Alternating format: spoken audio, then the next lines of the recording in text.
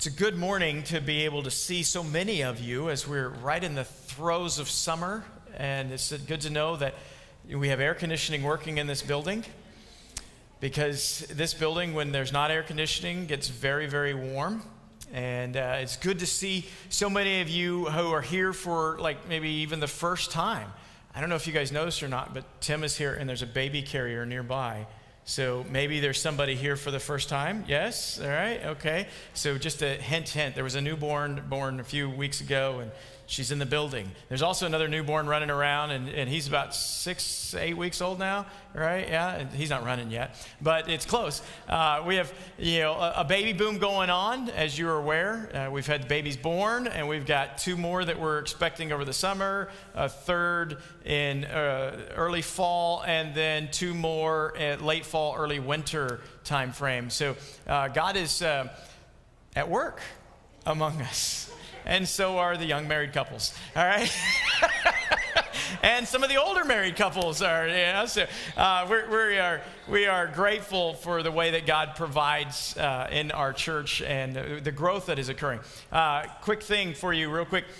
We had 26 people participating in our Thursday program for children and moms, and so let's just shout and give God a praise for that, because that's a lot of folks around here. They had the building to themselves, and they had a great time. We had 31 teenagers here on Wednesday. 31 teenagers here Wednesday.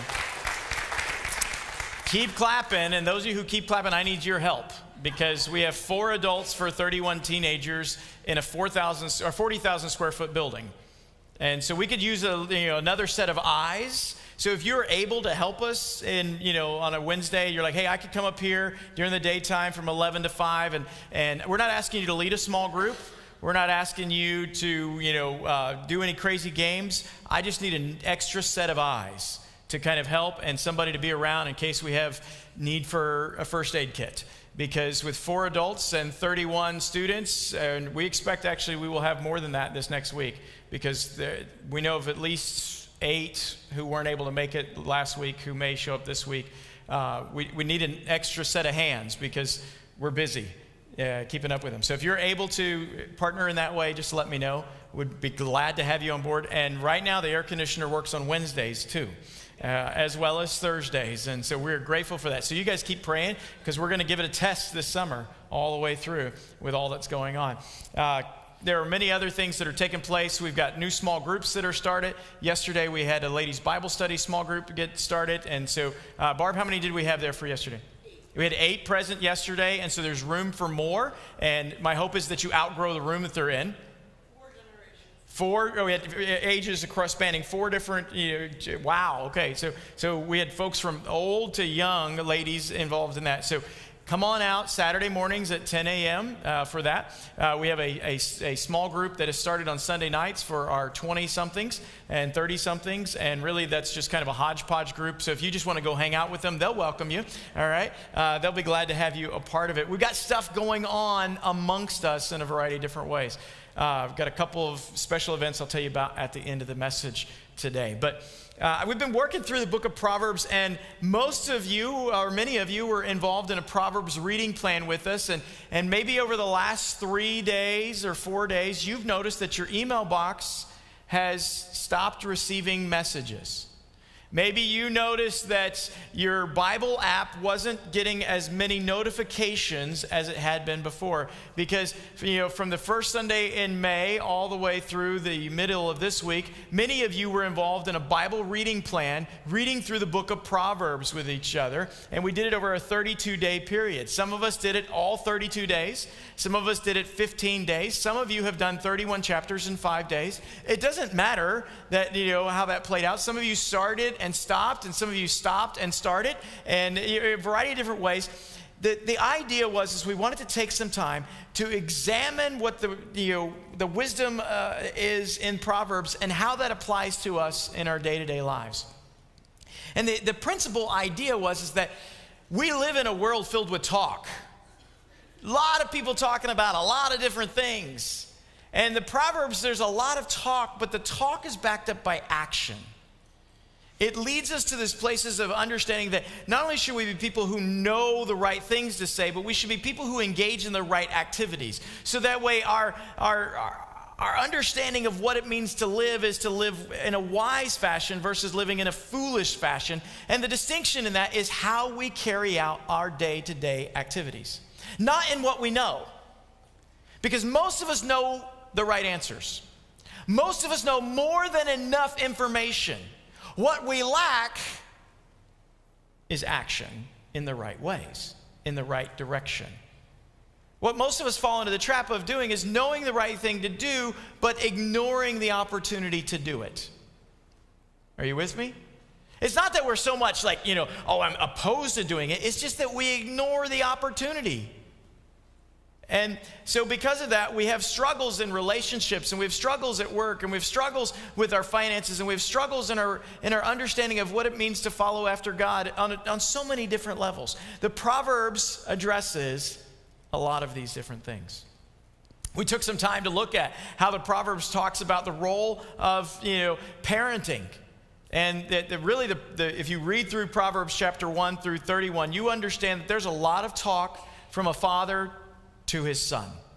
And don't worry, it's not restrictive. It's not only advice for guys, but it is, particularly advice from a father to his son. And so when you read through it, you need to understand that a lot of what is written in there is specifically that relationship. But you can imply and infer out other different relational components. And so when he speaks to his son about a quarrelsome wife, he's saying, hey, don't let yourself live in that situation. And that doesn't mean run away. It means resolve it. It means fix it. Because only a foolish person would choose to stay in that dynamic. It talks about the dynamic of hey, disciplining your kids is necessary. But what we have to be careful of is that today we have a tendency to believe that discipline is punishment. Punishment is not discipline. Punishment may be a part of discipline, but it is not all of discipline. Because oftentimes our punishment comes out of our annoyance.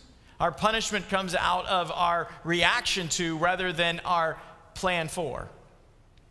Discipline is leading a certain direction. And so it's really important when you're working with your kids, and whether they're your kids or somebody else's kids or their grandkids or nieces and nephews or whatever, that you understand that you're leading them in a certain way. And they need to understand that and have confidence that you're not just mad at them. Because when you discipline out of anger, you actually find that you're really not disciplining. There's a lot that we have to learn about that, and there's a lot of different dynamics in there. There's also the dynamic in which the Proverbs writer talks about the hard worker and the lazy person. And I share with you that laziness is like one of my pet peeves. It just eats all over me. But I also have a sense in which I was raised that if you're not working, then you are lazy. And that's not always the case either. You see, there is a place for rest. There is a place to relax and rejuvenate and recreate and those sort of things. But that doesn't mean that that's where you sit 7 days a week. Some of us have a tendency to sit in our rest and relaxation too long. Others just like to lay there too long. All right, but we have a responsibility to work and work hard, and that work hard applies to children and men and women alike. And it's understanding what your work is and how to engage in your work, and that's a good thing to do. Because it's part of how God has designed us, and it's part of what gives us some satisfaction and enjoyment and also participation in what God is up to. There are a number of other dynamics that we could look at that the Proverbs writer talks about, but today I want to look at how the Proverbs writer talks about money. And this is a difficult one because there are a lot of things that you want your pastor to talk about. Most people don't want their pastor to talk about money. And the reason that it's difficult for pastors to talk about money is that oftentimes it just sounds like he's begging for his salary or asking for money to build a new building. And that I'm not doing either of those today. All right? So don't worry about that. Let's just clear the table from those expectations. What I want to wrestle with is I want to wrestle with this idea of what we do with our money and how we understand the role of money in our lives, because money is a pretty good reflection of our lives, because how we use our money expresses what our desires are. How we use our money expresses what our interests and our desires are. Both are good and are bad. What we do with our money is probably the greatest testimony of what's important to us in life. And so if we hoard our money and save it and look and see the account number rise and rise and rise and rise, then what we really are expressing is that we have a tendency to be very insecure and selfish. Just as if we have a tendency to spend all of our money, which I know none of us do, right? Yeah, it all goes. It could be viewed as selfish, or it could be viewed as you don't have enough money coming in. All right, it could be one of two ways there, But there are a lot of different things that are in there, and the challenge I think for you and for me is with regards to our money is that if you have a job, you feel as though you earned that money, and therefore it is your money to do with as you desire to do with it. And in our day and age, in which is the way we have our economy set up and that you earn a wage, it is very different than what the Proverbs writer dealt with. Because most people didn't necessarily earn their money the same way that you and I earn our money, by punching a clock or signing a contract, or a variety of different ways that we earn our money through transactional relationships. They had transactional, but they also, their sense of wealth was more than just cash. It often involved crop and livestock as well. And one of the things that I learn this every summer. Every summer, Christy and I set up a vegetable garden. And every summer, we struggle to figure out how to get more vegetables to grow. I got a jalapeno pepper plant that has yet to produce a jalapeno for me. I'm very disappointed in this plant. Part of me wants to fire this plant, but the other part of me is like, but wait a second, what if he produces some good jalapenos a little bit later? We have another pepper plant, an orange bell pepper plant, that has yet to produce a bloom, much less a pepper. But we got 4 tomato plants, and all 4 of those have produced at least 2 red tomatoes by now, all right? I feel like we're not doing something right. And I go out to my vegetable garden, and I survey it.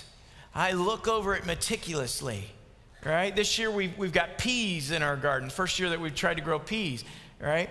And we've had 5 pea pods so far. And I'm like, why aren't more growing? Because I'm thinking, hey, if as much time and attention was put into, work as I put into my vegetable garden, there should be something to show for it. And right now all I got are leaves. It's what it feels like. And so every time I go out to my vegetable garden during the summer times, I look at it and I'm mindful of how different our world works than what the world works among those people who were the writers of the Bible. Because if I'm desperate for a jalapeno, I can go to Kroger. And I can get my jalapeno from Kroger. And then I can wrap it in bacon and stuff it with cream cheese and throw it on the grill and enjoy it. All right? Those are fabulous. Okay? If I want to, I can do that. I don't have to wait for my jalapeno. And the truth is that when I look at the vegetable garden, I'm reminded of how limited I am at producing the riches that are needed there. And how dependent I am upon conditions that really, I could say are in God's control, not my control. And so when you think about that, I want you to look at Proverbs chapter 10, verse 22. And I think that helps us to to process this verse a little bit more clearly. But Proverbs 10, verse 22 says, the blessings of the Lord make a person rich, and he adds no sorrow to it. That honestly is something we really struggle with in our culture today. We really struggle to see how the blessings of the Lord make a person rich. Because if you were to survey the average person or the average churchgoer, you would ask them what makes someone rich, and they would tell you hard work, luck, a family inheritance, the stock market.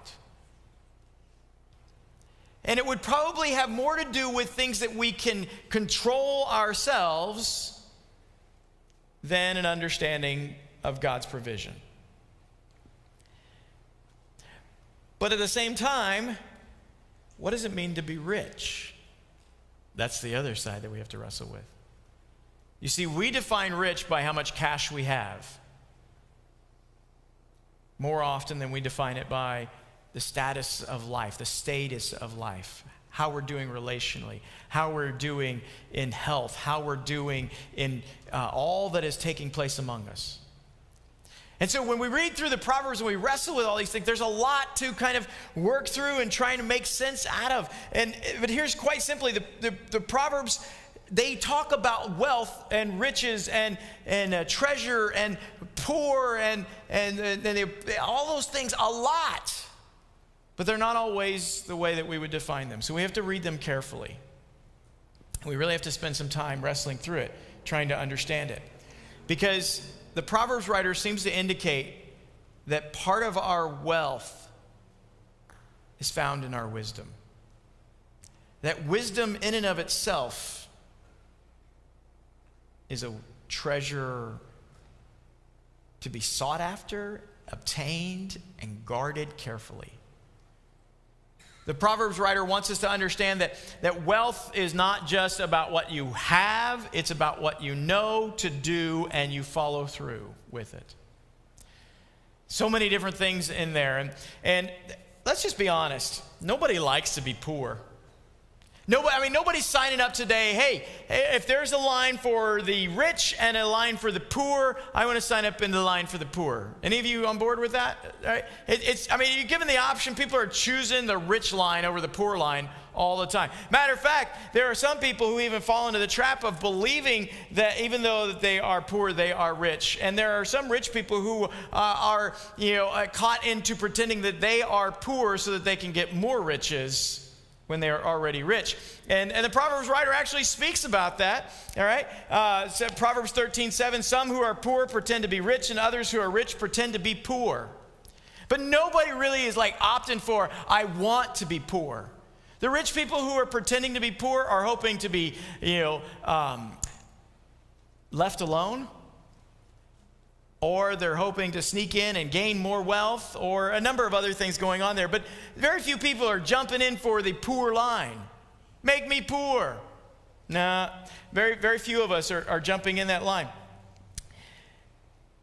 But this is where sometimes reading the Bible messes you up. Because just as there are those who pretend to be rich who are actually poor, and pretend to be poor who are rich, the Proverbs writer says this in chapter 19, verse 1. Better to be poor and honest than to be dishonest and a fool. Better to be poor and honest than dishonest and a fool. This is one of those places where I come back to is like, he didn't say dishonest and rich, he said a fool. And every time the Proverbs writer is mentioning the word fool, you have to think what's the contrast that is constantly laid out in the Proverbs about foolishness. His wisdom is on the opposite side. And wisdom is the measure of wealth in the Proverbs writer's eyes. And so when he's saying, hey, it's better to be poor and honest, it's better to be poor and wise, it's better to be rich and without money than it is to be dishonest and foolish. I think one of the challenges, one of the reasons why we really struggle with this sense of honesty about our wealth is that we, particularly here in this day and age, struggle with this simple concept of contentment.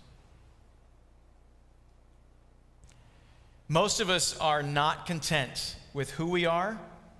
We're not content with where we are. We're not content with what we have, nor are we content with the direction that life seems to be going. And at some level, discontentment is something that is necessary in our lives because it helps us progress forward. But at another level, this sense of discontentment will ruin us.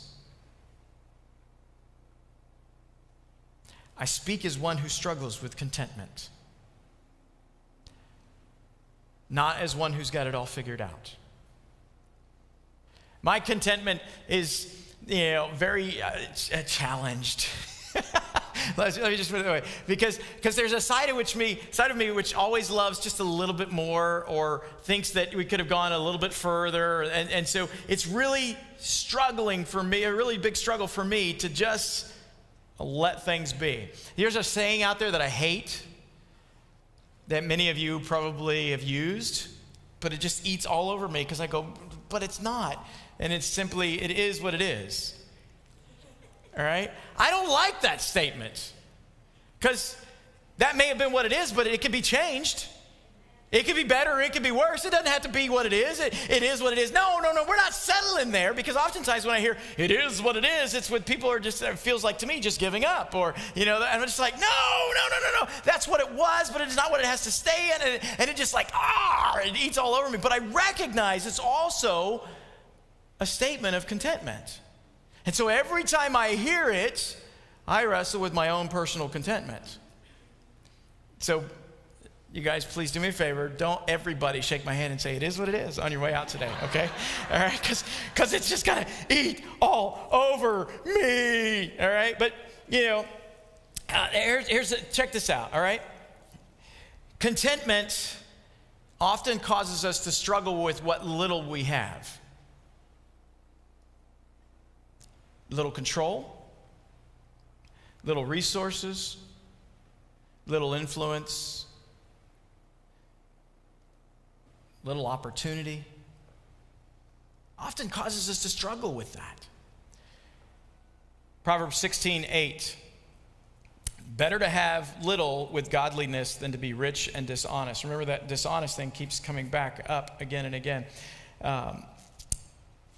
There's this sense in which the Proverbs writer is telling his son, who presumably could be king someday, stop trying to get more.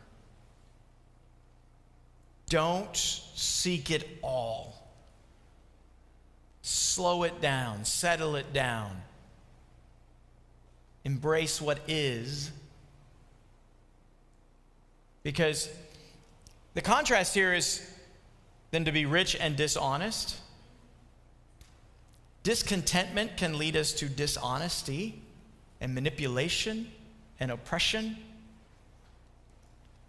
I mean, there are a lot of different dynamics that go into it. I mean, how many of you have been, when you were kids, not when you were adults, or maybe when you were adults, who knows, but you're sitting there and you've finished your dessert, and the person across the table who you love as either a parent or a child or a spouse or a friend you like to harass, that they were eating their dessert and they had to get up from the table, and you were discontent with the amount of dessert that you had, and so you had to get a little bit more, and so you stole the person across the table. You stole their dessert or a portion of their dessert. How many of you have done that? How many? I think the rest of you are lying, all right? Okay, all right? Maybe it wasn't dessert. Maybe you're like, I'm not a dessert person. This is not applying to me. Okay, they're bag of chips. They're Pringles. Oh my goodness, they're Pringles. Let's not talk. Why does he always talk about food? Right? Because it's very relatable. All right? But, it's like just a little bit more. And then they come back to the table and they're like, what happened to my food? And you're like, I don't know. You went up to I don't know, having your food. You didn't tell me to watch your food, right? Yes, I did. No, I watched it go into my mouth. But there's a sense in which, dishonesty creeps in when we have this discontentment that flows in. And the reason I'm addressing contentment is because contentment influences the way we use our money. Because our money is a reflection of what our desires are. And we wrestle with this over and over again, and we're like, I need more, I've got to have more and more. And so there's so many things that are addressed with that when you really think about it in the Proverbs. Here's another one for you, Proverbs 22:1. Choose a good reputation over great riches. Being held in high esteem is better than silver or gold. Choose a good reputation over great riches. See, the struggle in trying to obtain wealth is that sometimes you may have to do things that will compromise who you are. You will really have to think through that more carefully. Because how many of you have seen a Hollywood story about somebody who did something illicit so that they could get rich? All of us have seen that, right? Now, think about this. How many times have you seen it in real life? Probably more than what you want to admit. It's like, I need just a little bit more, so I'm going to hold some back, or I'm not going to count change back properly, or I'm not going to admit when change was given improperly. There's all sorts of different ways in there. And everything we do is a reflection of who we are, which is our reputation. And too many of us will sacrifice our reputation to get more. We'll sacrifice our reputation so we can have, so we can contain, so we can gather and we can store it up. But, it's all going to come to ruin. Chapter 22, there are multiple verses in here that talk about riches. And so verse 2 says, the rich and poor have this in common. The Lord made both of them.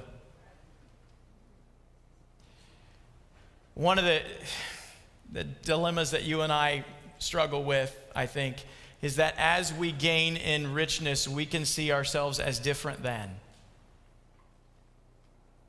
I struggle there. I do.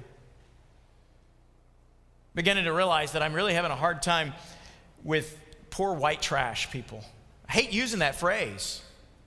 But I'm realizing that I struggle there, and I feel like I'm different than because I'm educated, and I got a little bit of money, and I got out of the trailer park, and all these stereotypes that go in there. But I'm really, what is wrong with me with that? And I can, in allowing my wealth and my position, my status to separate me from them, I can actually look down upon them as though they are less than. They're unworthy. But God made both of us. Maybe you don't struggle with seeing it with people here in the United States. Maybe you just struggle with it seeing that at people in other countries. People who are a little bit more different than you. True humility and fear of the Lord lead to riches, honor, and long life. Verse 4 of chapter 22. If you understand that God makes all of us, rich and poor and everybody in between, then when we get that, then that's putting us in a position of humility. Because what we struggle with in humility is we struggle with who's on top. And when we understand that God is always on top, it has an ability to help us understand where we're at in relationship with others, all the better. And we understand that God is the source of the richness that we experience in life and all those sort of things, then guess what? Then we begin to experience the richness that He has for us, the honor that He has for us, the long life that He has for us. And long life is relative, trust me. It's not guaranteeing a 70-year life. And some of you who are going 70 or older are sitting there going, maybe 70 is good, maybe 100 would be better, maybe 60 would have been better. I don't know, long life is relative.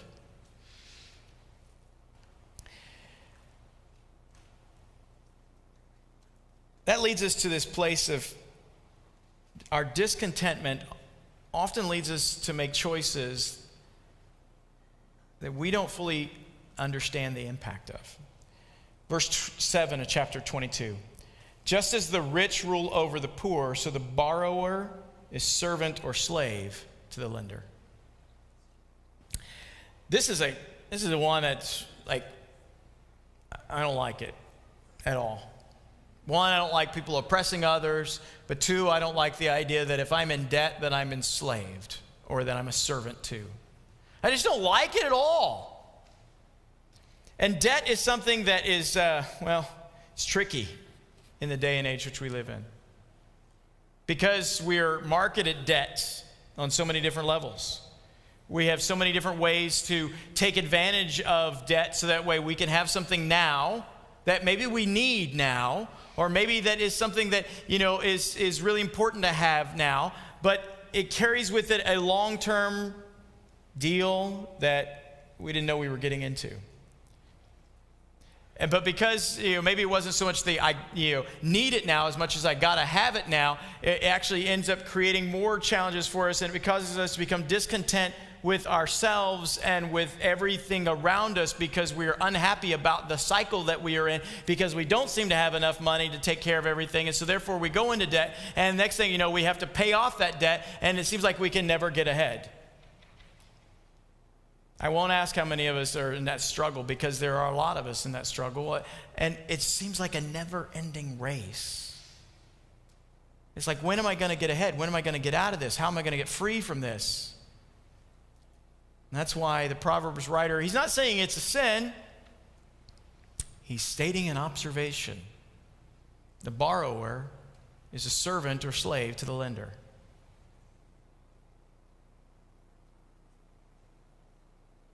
Debt slows us down. I mean, it's that simple. Whether it's the house that was too big that we bought because, we just had to have the house, or the credit card payment that is overwhelming us because we're buying too much stuff on credit, or it is the car that was really nice and really fancy and doesn't have any problems like my old car had, or the student loan debt. And let me just not go there because I'm going to stop now, because that's one I'll get political on. All right? Okay. Whatever it is, debt slows us down. No matter how much the use of the debt empowered us in the moment, over the long haul, it slows us down. And what's really difficult about that is it almost feels like you can't function without some form of debt in our society. Because last I checked, most of us don't have $225,000 in the bank to buy a house.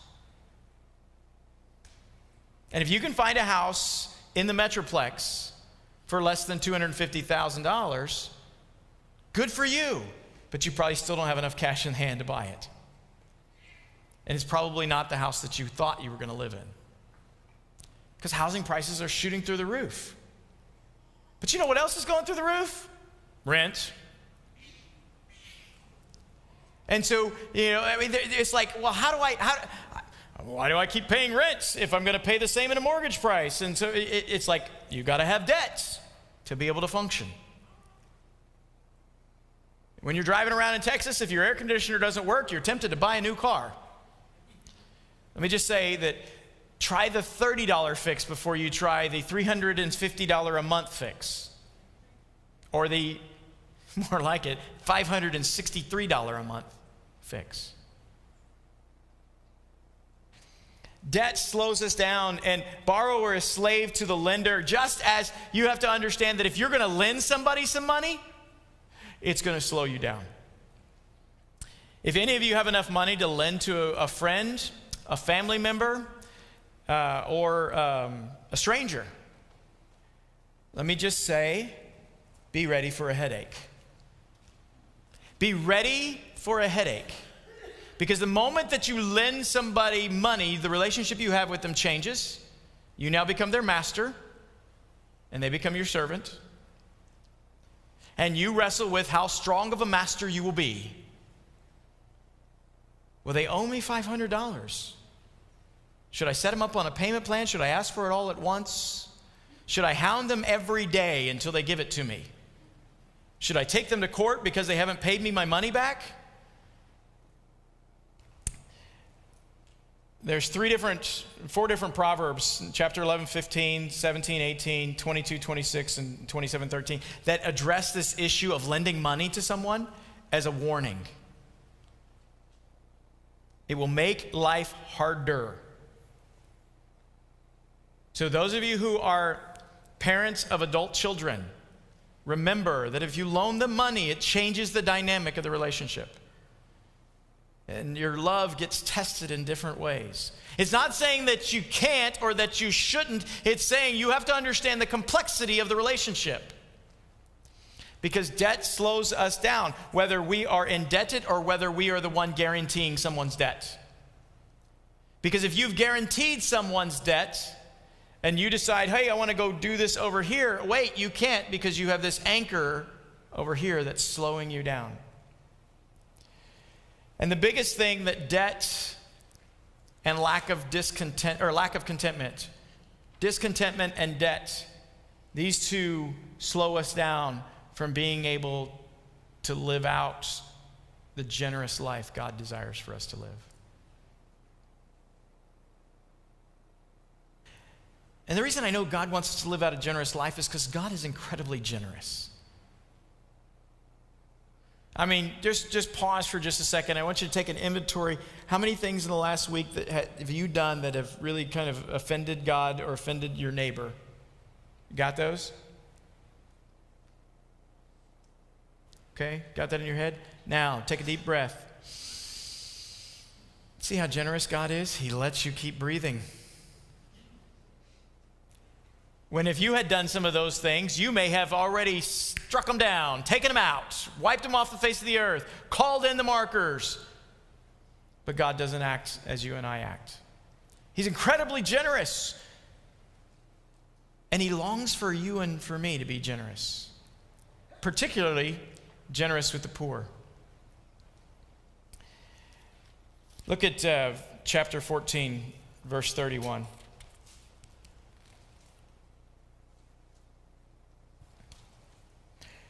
Those who oppress the poor insult their maker.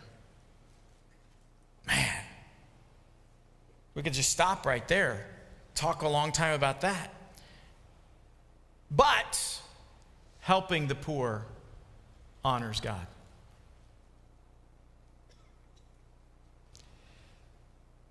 Well, many of us ignore the opportunity to help because we're discontent in our own situations. And we're looking for someone to help us because we're in our own pity party or our own discontent, our own sense of, well, why not me? Why not now? And all these different dynamics that go into it. Or we're so strapped down in debt that we're like, I just don't have it to give. I don't have the, because we're in debt in time because we're racing to the next location to earn the next dollar. Or we're in debt in finances and we go, I can't give anything. And so I can't help the poor. And then some of us say, well, you know what? I'm just going to leave it to the government to take care of. Stop. Moving on. Those who oppress the poor insult their maker, but those who help the poor honor him. One of the biggest markers of, I think, the Christian life should be generosity. I think we should be incredibly generous people. But we are struggling in that because, one, we're discontent. And two, we're either in debt or stingy.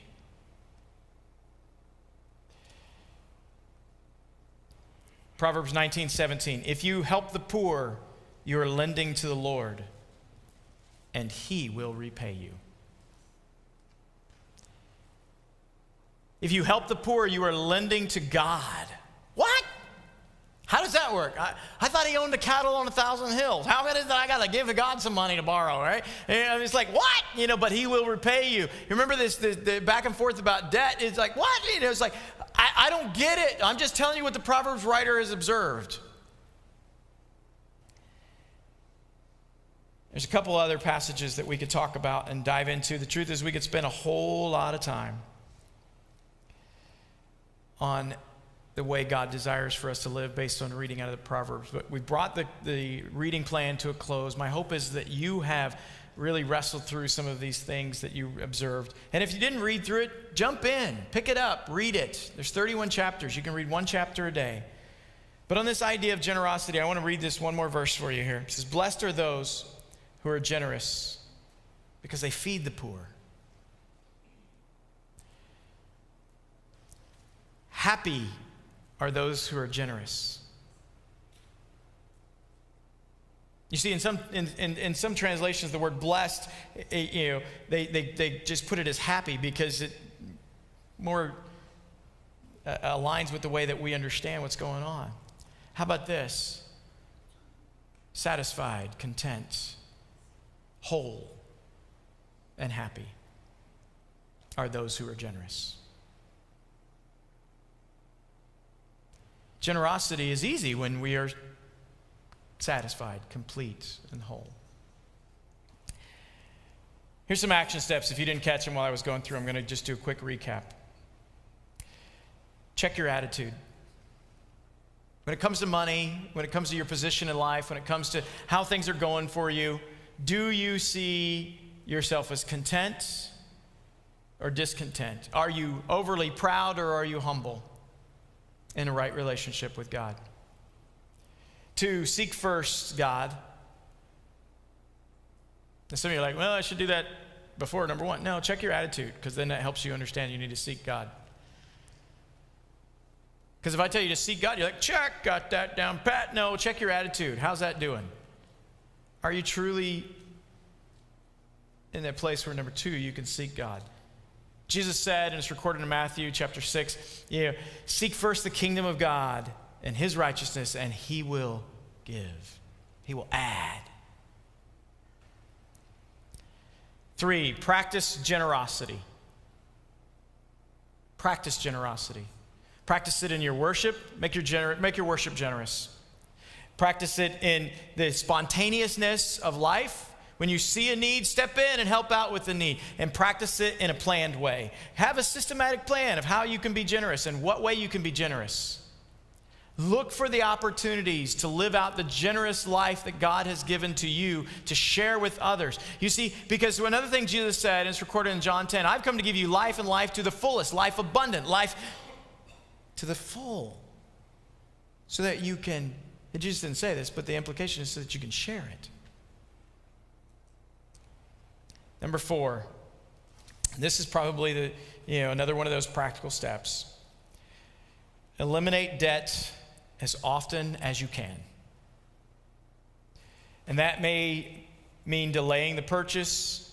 It may mean simplifying your life. Or it may mean being shrewd in how you pay it all off. But eliminate it as often as you can. The Proverbs is filled with a lot of observations about life. And I would just challenge you to reflect on them periodically. To check how you're living compared with the explanation of wise living that is given. And the way that you can check pretty easily, honestly, is to look through your financial transactions. We used to say, look at your checkbook register, but none of us keep that anymore. Okay, 3 of you keep that still. I'm sorry, I didn't mean to not. No, all right. Go to your online banking statements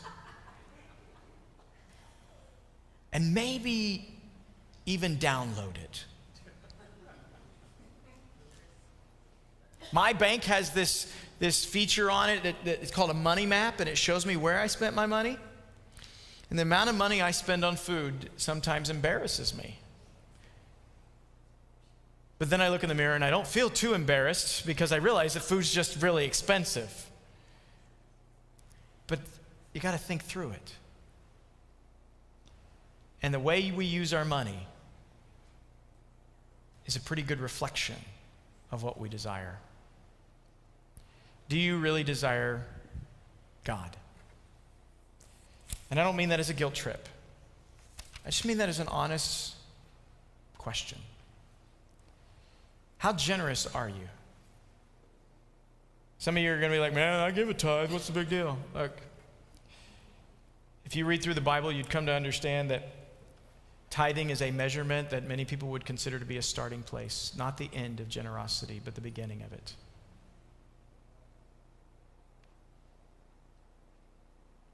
I'm generous with my time. Great. Are you generous with your whole life? And the way we become generous is through our contentment. And that's probably the biggest struggle that we have. Because all around, there are temptations for more and bigger and greater and amazing stuff. And I want a lot of it. But I need to be